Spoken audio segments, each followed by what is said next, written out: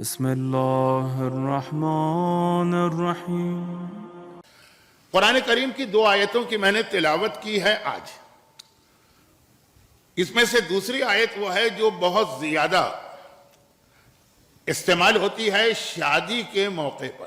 جو شادی کے کارڈ بھیجے جاتے ہیں، چاہے وہ پرانے سٹائل میں چھپے ہوئے ہوں، چاہے وہ آج کل ای میل وغیرہ کے ذریعے سے، اس پہ قرآن کی جو آیت زیادہ کوٹ کی جاتی ہے وہ یہی۔ جیسے موت کے حوالے سے کوئی میسج آتا ہے تو انا للہ و انا الیہ راجعون لکھا ہوتا، جبکہ اس آیت کا موت سے کوئی تعلق ہی نہیں۔ ہاں، موت کے موقع پہ یہ آیت کی تلاوت کرنا ہے، لیکن ایسا نہیں ہے کہ انا للہ و انا الیہ راجعون موت کے حوالے سے آئی ہے یہ آیت۔ وَلَنَبْلَوَنَّكُمْ بِشَيْءٍ مِّنَ الْخَوْفِ وَالْجُوعِ وَنَقْصٍ مِّنَ الْأَمْوَالِ وَالْأَنفُسِ وَالثَّمَرَاتِ وَبَشِّرِ الصَّابِرِينَ الَّذِينَ إِذَا أَصَابَتْهُمْ مُصِیبَۃ، کوئی بھی مصیبت آئے قَالُوا إِنَّا لِلَّهِ وَإِنَّا إِلَیہِ رَاجِعُونَ۔ لیکن ہمارے ہاں یہ آیت اس طرح سے موت کے حوالے سے مشہور ہو گئی ہے کہ اگر کوئی زبان سے انا للہ کہے تو ہم فوراً چونک کے پوچھتے ہیں بھائی کس کے مرنے کی خبر آئی۔ یہ ایک الگ موضوع ہے، لیکن چونکہ مجھے پتا چلا کہ جس آرگنائزیشن کے زیر انتظام یہ 3 روزہ نشستیں تھیں، اس کا مین فوکس قرآن، صحیح تلاوت، تجوید، تھوڑا سا ترجمہ، تھوڑی سی تفسیر اور بھی بہت ساری ریلیجس ایکٹیویٹیز ہیں، لیکن مین فوکس قرآن ہے۔ تو اس لیے میں نے یہ عرض کیا کہ یہ آیت بہت اس کا وسیع مفہوم ہے، لیکن یہ آج بات نہیں کرنا ہے۔ بات یہ کرنا تھی کہ جیسے موت کے حوالے سے یہ آیت ہے، اسی طرح جب کبھی کہیں شادی ہوتی اور دعوت نامے آتے ہیں تو جو آیتیں لکھی جاتی ہیں، اچھی عادت ہے برکت کے لیے، تو اس میں زیادہ تر یہ آیت جو آج میں نے دوسرے نمبر پہ تلاوت کی ہے، جس کا ترجمہ ابھی عرض کرتا ہوں۔ اس سے پہلے یہ سورہ روم کی آیت ہے۔ سورہ روم شب قدر میں تلاوت کیا جانے والا اہم ترین سورہ۔ کل میں نے سورہ عنکبوت کی آیت کی تلاوت کی تھی، وہ سورہ بھی شب قدر کا پہلا سورہ، اور آج سورہ روم جو شب قدر کا دوسرا سورہ۔ کبھی غور کیجئے گا، شب قدر مینس قرآن کی سالگرہ۔ ہر ایک کی ہم لوگ برتھ ڈے مناتے ہیں، تو قرآن کی برتھ ڈے ہے شب قدر۔ اس میں جو ہم کو سورے پڑھوائے گئے وہ بہت اہم ہیں، تو یہ آیت اس کی۔ میں زیادہ تفصیل میں نہیں جا رہا، میری تفصیل بہت خطرناک ہوتی ہے کہ اصل موضوع رہ جاتا۔ اور پہلی آیت سورہ زاریات کی ہے، وہ بچے کو زبانی یاد ہے۔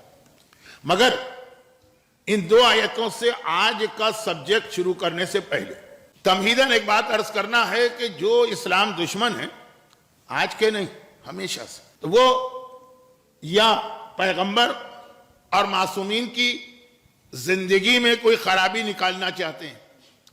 اب سینکڑوں اعتراضات ہیں، خاص طور پر جو نان مسلم ہیں ان کا ٹارگٹ اور ہدف ہوتا ہے اللہ کا رسول، اور جو اپنے آپ کو سو کالڈ مسلمان کہتے ہیں ان کا ٹارگٹ ہوتا ہے معصومین۔ بلکہ 17 اور 18 سینچری سے باقاعدہ ایک گروپ نکلا اورینٹیلسٹ کا، جن کا کام ہی یہ تھا کہ اسلام پر اعتراض کرنا۔ تو پیغمبر کی شخصیت، پیغمبر کی پرسنالٹی، پیغمبر کی ذات، بہت ساری اس میں باتیں ہیں، آپ سنتی بھی رہتی ہیں۔ کچھ ایسی ہیں جو عام انسان کے لیے ضروری بھی نہیں ہیں، مثلا پیغمبر کے جہاد پر اعتراض کہ اسلام تو تلوار سے پھیلا، مثلا پیغمبر کی شادیوں پر اعتراض۔ خیر، تو مین ٹارگٹ یا رسول کی ذات ہے یا قرآن۔ اب قرآن پہ بہت سارے اعتراضات ہیں، اور آج کے نہیں ہیں، یہ 1400 سال سے چلے آ رہے ہیں۔ حتیٰ یہ کہ مکے کے وہ کافر جو قرآن کے سحر میں، جادو، ایسے مبتلا تھے کہ دن کو قرآن کی مخالفت کرتے تھے، رات کو چھپ کے پیغمبر کے گھر کے قریب بیٹھ جاتے تھے اور قرآن سنا کرتے تھے۔ بہت انٹرسٹنگ واقعات ہیں، لیکن جو 3 روزہ تربیتی ورکشاپ کا موضوع ہے اس سے ہٹ کر، تو اب وہ وہاں سے، وہ ابو جہل اور ابو لہب کے زمانے سے آج تک، اس میں قرآن پر ایک بڑا اعتراض جو ہر زمانے میں ہوا، وہ یہ کہ قرآن اللہ کا کلام نہیں ہے، اور اس کی ایک دلیل، یہ میں دشمنوں کی بات کر رہا ہوں، میرا جملہ یاد رکھیے، میں نے کیا کہا؟ قرآن اللہ کا کلام نہیں، اور اس کی ایک دلیل۔ یہ آج کا ایک بہت بڑا فتنہ یہ بھی ہے۔ وہ کیا؟ یوٹیوب، فیس بک، واٹس ایپ، اگر اتنا سا میری تقریر کا جملہ کاٹ کر لوگوں تک پہنچا دیا جائے کہ مولانا کہہ رہے تھے کہ قرآن اللہ کا کلام نہیں ہے اور اس کی دلیل بھی ہے، تو اب اس سے پہلے میں نے کیا کہا کہ یہ دشمنوں نے اعتراض کیا ہے، یہ جملہ نہیں، اس کے آگے سے بات شروع ہو کہ قرآن اللہ کا کلام نہیں ہے اور اس کی ایک بہت بڑی دلیل یہ، تو بظاہر یہ لگے گا کہ جیسے میں اپنا نظریہ بتا رہا ہوں۔ یہ ایک اتنی بڑی آج خرابی ہے کہ بڑے بڑے علماء نہیں، مجتہدین نہیں، مراجع، وہ کہتے کچھ ہے اور سوشل میڈیا پہ کچھ اور آ جاتا، پتہ نہیں کیا بات ہے، کہ وہ سمجھدار لوگ بھی جو ویسے ہر وقت کہتے رہتے ہیں کہ سوشل میڈیا کے فتنے سے ہوشیار رہنا، لیکن جب کوئی ایسی بات کسی عالم یا مرجع کے حوالے سے آئے فوراً آنکھیں بند کر کے یقین کر لیتے ہیں، کیونکہ دل کے اندر علماء، مجتہدین اور مراجع کے خلاف ایک نفرت موجود ہے جو ویسے بھی نہیں معلوم ہوتا انسان کو، ایسے موقع پہ پتہ ہوتا ہے، لیکن یہ تو میں نے دوسرا موضوع چھیڑ دیا۔ قرآن اللہ کا کلام نہیں، یہ مکے کے رہنے والے اس شخص نے خود سے بنایا اور کہہ دیا کہ یہ اللہ نے نازل کیا، یہ اعتراض ہے۔ اب اس کی ایک دلیل وہ یہ لاتے ہیں، نعوذ باللہ، یہ جملہ زبان پہ لاتے ہوئے بھی دل اذیت محسوس کر رہا، لیکن دشمنوں کا اعتراض، اس کی ایک دلیل، وہ کہتے ہیں کہ جو آدمی جھوٹا ہوتا ہے نا اس کا حافظہ نہیں ہوتا۔ فارسی کا محاورہ ہے کہ دروغگو را حافظہ نباشد، تو کہا کہ اگر یہ اللہ کا کلام ہوتا تو جو پہلے دن قرآن نے کہا وہی آخری دن بھی کہتا، لیکن چونکہ ایک بندے نے بنایا ہے اور 23 سال میں کمپلیٹ کیا تو بھول گیا۔ اب آج کا زمانہ تو ہے نہیں کہ سب کتاب پہ لکھا ہے، آج اگر ہم کوئی چیز لکھنا چاہیں تو پہلے پیجز پلٹ کے دیکھتے ہیں کہ ہم نے 6 مہینے پہلے کہاں تک لکھا تھا، آگے بات کو بڑھایا جائے۔ وہ تو خالی زبانی کا 23 سال میں بھول گیا محمد کہ میں نے شروع میں کیا کہا تھا، چنانچہ اب اس نے دوسری بات کہہ دی، یعنی قرآن میں کنٹراڈکشن یا قرآن کی آیتوں میں تضاد یا قرآن کی آیتوں میں ٹکراؤ۔ یہ ایک بڑا انٹرسٹنگ موضوع ملا ہے دشمنان اسلام کو، اور اس کے حوالے سے یہ آج کی بات نہیں، کل رات کو جو قومی مرکز کی مین مجلس ہو رہی اس میں میں نے عرض کیا تھا کہ ہمارے ہاں سب سے کم جس امام معصوم کے حالات پر توجہ دی گئی ہے وہ 11ویں امام ہے، لیکن ایک خاص کانٹیکس میں سب سے اہم 11ویں امام کے حالات، اور وہ خاص کانٹیکس یہ ہے کہ 11ویں امام نے زیادہ غیبت میں آنے والے مومنین کے لیے ہدایتیں دی۔ تو خیر وہ چیزیں دہرانا نہیں چاہتا، ٹائم بہت تیزی سے نکل جاتا ہے۔ 11ویں امام کے زمانے کے 2-3 ہی واقعات ہمارے یہاں 2 موقعوں پہ پڑھے جاتے ہیں، یا امام کی ولادت کا جشن ہو یا امام کی شہادت کی مجلس ہو۔ ایک وہ راہب کی ہڈی والا اور بادل اور بارش وہ والا واقعہ، اور ایک یہ واقعہ کہ امام ہی کے زمانے میں وہ فلسفی تھا جس نے قرآن پر ایک کتاب لکھنا شروع کی کہ قرآن میں آیتیں ایک دوسرے کے خلاف ہیں، آج قرآن یہ کہہ رہا ہے کل یہ کہہ رہا ہے۔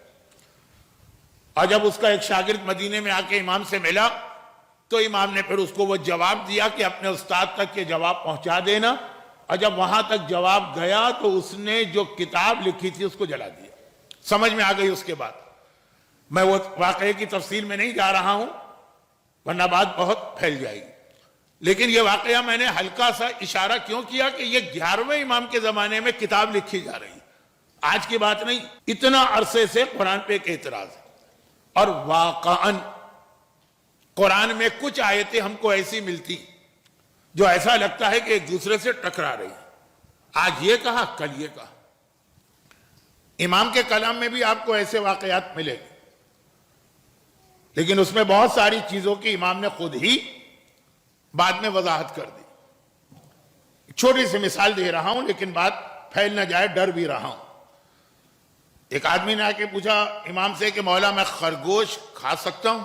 تو یہ بہت ہی مشہور مسئلہ ہے کہ ہماری فقہ میں خرگوش حرام ہے اور دوسری فقہ میں خرگوش جائز ہے۔ خرگوش کھا سکتا ہوں؟ امام نے کہا نہیں حرام ہے، اور پھر اس کی ایک وجہ بھی بتائی کہ اصل میں یہ وہ عورت تھی جو مسائل نہیں جانتی تھی نجاست و طہارت کے، اور اپنی ماہانہ نجاست کے اور لاپرواہی کرتی تھی تو اللہ کا عذاب آیا اور یہ پھر خرگوش بن گئی، اور وہ خرگوش تو مر گیا۔ اس شکل میں اللہ نے خرگوش کو پیدا کیا تاکہ قیامت تک لوگ اس کو دیکھتے رہے خرگوش کو، اور وہ گناہ یاد آتا رہے۔ یہ فقہ میں ایک الگ چیپٹر ہے، اس کا نام ہے ممسوخات، یعنی ہر وہ جانور جو عذاب والی قوم کی شکل میں ہے وہ اسلام میں حرام ہے. خالی خرگوش نہیں ہے. خرگوش کی بات آئی تو میں نے سوچا ایک آدھ میں فقہی مسئلہ بھی بتا دوں. ممسوخات جب پوچھا جاتا ہے کہ بھئی اسلام میں کون سے جانوروں کا گوشت حلال ہے کون سا حرام ہے تو کچھ فارمولے ملتے ہیں. پہلا فارمولہ یہ ہے کہ ممسوخات جتنے ہیں وہ حرام ہیں. اور پھر کیا کون سے ہیں ممسوخات؟ امام لسٹ بتاتے ہیں اور وجہ بتاتے ہیں. ہاتھی کون سی قوم تھی، چیتا کون سی قوم تھی، خرگوش کون سی عورت تھی، بغیر چھلکے کی مچھلی، وہ مرد جو داڑھی منڈواتے تھے اور اللہ نے عذاب بھیجا. اپنی جگہ ایک بہت انٹرسٹنگ سبجیکٹ ہے لیکن اس ورکشاپ کے موضوع سے ہٹ کر تو بہت مشہور مسئلہ ہے. یہ ممسوخات حرام ہے، خرگوش ممسوخ ہے یعنی مسخ ہوا ہے. اچھا یہ تو قرآن میں بھی ذکر آیا خرگوش کا نہیں، خود اس عذاب کا کہ بنی اسرائیل کو ہم نے بندر بنا دیا. کونو قردۃ، بندر بن جاؤ. تو یہ والا عذاب تو قرآن میں آیا، امام نے منع کر دی. چند دنوں کے بعد ایک اور مومن آیا، کہا مولا خرگوش حلال ہے یا حرام؟ امام نے کہا تمہارے لیے حرام. وہ چلا گیا. جو لوگ امام کے پاس ریگولر آتے تھے کہا مولا وہ اس دن تو آپ نے یہ کہا آج یہ کہا. کہا کیس الگ. پہلے آدمی نے ایک عام مسئلہ پوچھا تھا. یہ آدمی ہمیں پتا ہے کہ ملک شام جا رہا ہے.